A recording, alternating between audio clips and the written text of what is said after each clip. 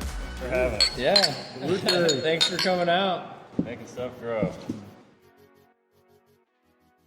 We're out here at Irene's Vineyard and we're spreading some pellets. We've got about 3 acres here on site. We've been growing grapes for the last 10 plus years in stages. It takes about 3 years for grapes, about 3 to 4 years for them to grow up, out, and actually produce. It's very important for us to have good soil and good nutrients in those soils because this is not something that gets replanted every year like corn and soybeans. This is something that we have to mature and take care of and nurture for, you know, the next 50, 60 years. Braden has came up with a very creative way to spread manure without it smelling.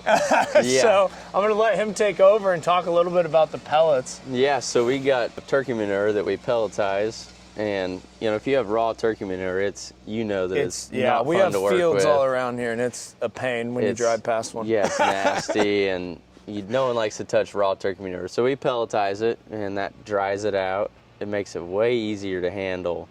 So once we started doing that, it was like, well, now we don't just have to spread it on fields. Like, where can we put this stuff? And I thought, you know, why couldn't we put it out here on the vineyard? And, you know, they have pretty sandy soil here.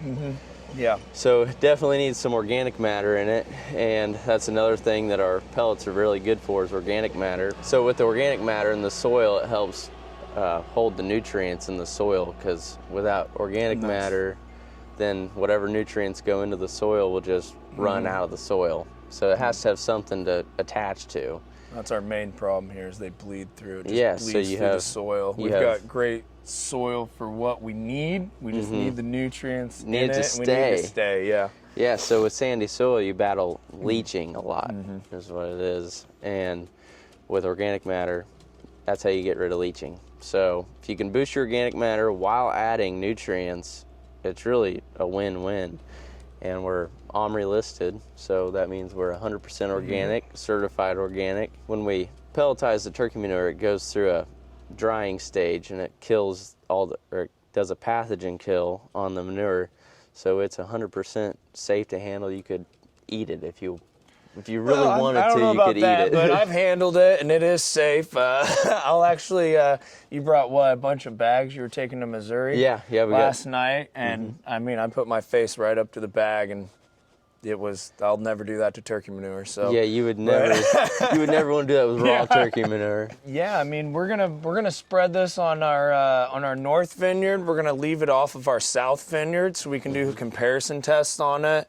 And then we actually have a old sand pit that we bought just down the road, and we're gonna actually spread it on there as well too. And that's gonna be our real test of you know, what can these pellets do for our grapes right there, you know. I've sent off soil samples last week for our fields, so hopefully next year I can send off some new ones and we can see if there's any changes in the soil from the applications of it. Absolutely. Yeah, if we can make your grapes grow in a sand pit, and that would be pretty big. In Europe, like in southern France and in Italy, in the Rhone Valley and stuff, they graze their fields and vineyards with sheep because they want that high organic matter.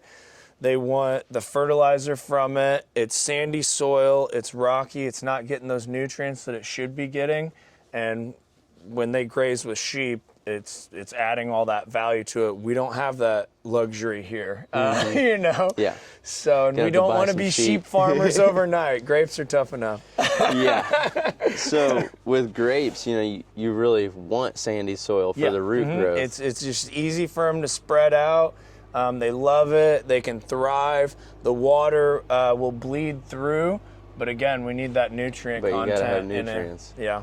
So yeah, that would be pretty tricky. Yeah, to find something. We're kind of on a right. sandbar here because there's a river that runs behind us, the North Fork, and so we're on this high point that used to be a sandbar at one point, and so it is.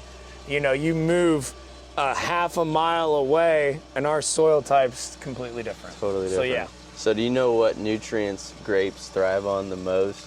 It's For soil types, we're looking for the sandy and silty loam and a little bit of clay, which we have all those things here. We need a 10-10-10 is what most people run. Yours is a 5-3-2. 5-3-2. So for us, I mean, we can't put enough of it on, really. Yeah, exactly. And that's another thing with the turkey pellets is you can't put too much because it's a slow release form of nutrients. It's like if you're using chemical nutrients, you know, whatever you put on it's there and ready like right now that day. So if you get a big rain a couple days after, you're gonna have some of it bleed out and wash away. But with this being slow release, it has time to absorb it all and catch it all, and then plus the organic matter in them also helps keep it there. But I think your dad was saying that grapes use potassium the most, is what you find. Yeah, I mean, potassium's, you know, it uses everything at different stages. Okay, yeah. Kind of like most crops or anything else. Yeah, like when you're in major stem growth. Vegetation state, we want that nitrogen, and then as soon as the it starts producing, we want to cut the nitrogen and go straight to the potassium and all the other things. This will be exciting to see how this works. Yeah, I think it'll work. We'll do your grass out here for all the absolutely. customers coming That's actually in. what we need to put it on because our grass is what we can't grow. The grapes grow fine. It's keeping the grass alive, really. Got to keep the customers happy. That's what has the hardest thing, I think, is the grass and the sand is there's no water retention for it because it just goes straight through. And when they dug all this out, they threw all the sand on our yard, so it's even worse. So, and we've got a test plot down there that we're going to try on our grass as well too. And if you can get grass to grow there, I'll buy this stuff for the rest of my life. Yeah. Well, it's like the turkey manure is like a program. You know, the more you use it, the better it gets. You said it was like a conditioner, and you just need to keep putting it on and on and on every year, and then it builds up. It's a soil conditioner with nutrients in it. So it's a win-win. And the more you use it, year after year, spring and fall, it just gets better and better and better, especially with sandy soil. Yeah.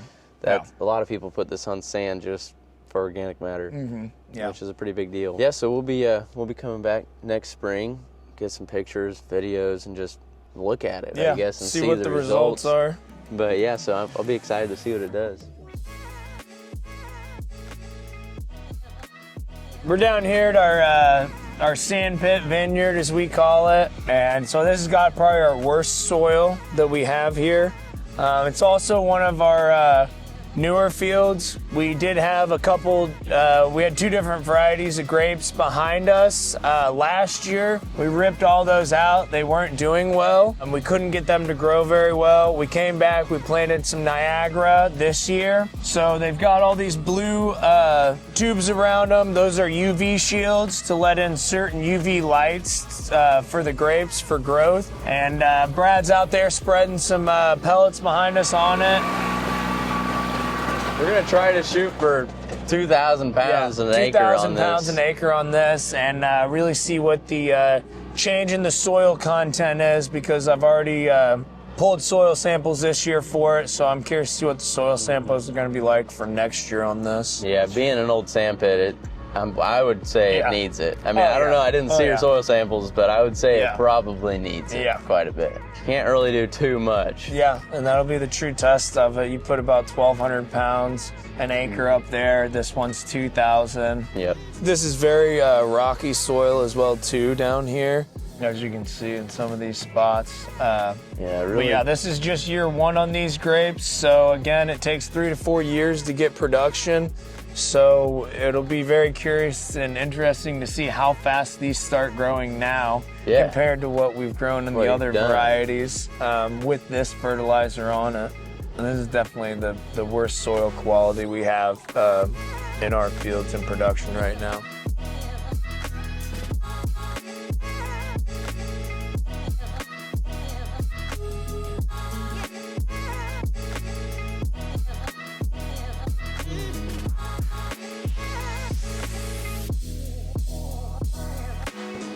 Cheers. Cheers. Yeah. Thanks for having us. Yeah. We love when you guys bring shit over. Literally. Yeah, good shit. This is good shit too. No, this is very good wine. Hopefully it makes it Appreciate better, right? It's a Yeah. symbiotic relationship we have. Right. You know, it starts out as well, we raise the turkeys and start out there, you know, come all the way through it. And now we're finishing it off with a glass of wine. Right? From turkey to wine. Full circle. Yeah, no Right? kidding. Well, you know, I gotta believe and expect it to, Yeah. I mean, you know, help with your yields. And I don't know, does that affect how much wine you get? yeah.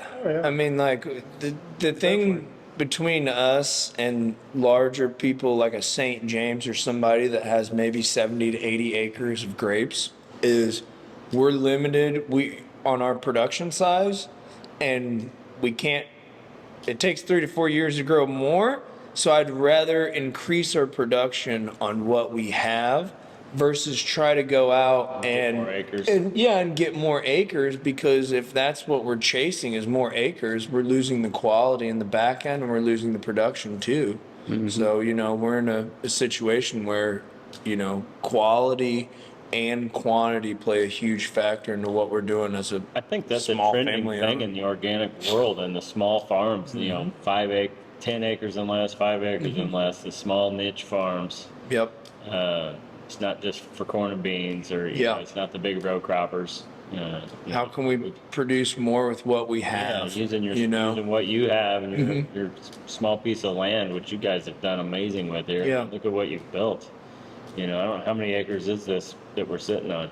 Winery, which shared with the vineyard and the production building, but it's 5 acres. So 5 acres, and you guys are Got a look whole what you've done winery. with your 5 acres. Yeah. You know, I mean, literally gives me chills to think about that from where this was when you started 15 years ago. Horse 9 years ago. pasture. Yeah. Horse pasture with Yeah. some tin barns on it. Yeah. Yeah, now look. Yeah. So what you can do with 5 acres is amazing, and Yeah. and you're sowing back into it, you know, in the fertilizer, and I guess typically in the past you've used just synthetic fertilizers or whatever. Yeah. What have you been using lately? Yeah, just synthetic, that's about the only thing. Yeah, the only thing you can get your available hands on. for you. Yeah. Well, there's this option, and Yeah. we're in the same county, Yeah. locally produced, and I think it's going to be a great fit. Yeah, and it's You know, we'll get a great production, maybe it'll change the flavor of the grapes a little bit or something. Juice them up. Maybe I'll have to make a wine called turkey shit wine. turkey trot. Only for Thanksgiving. Sounds good. Coming right up here. Cheers to that. Cheers. Excited to see what comes.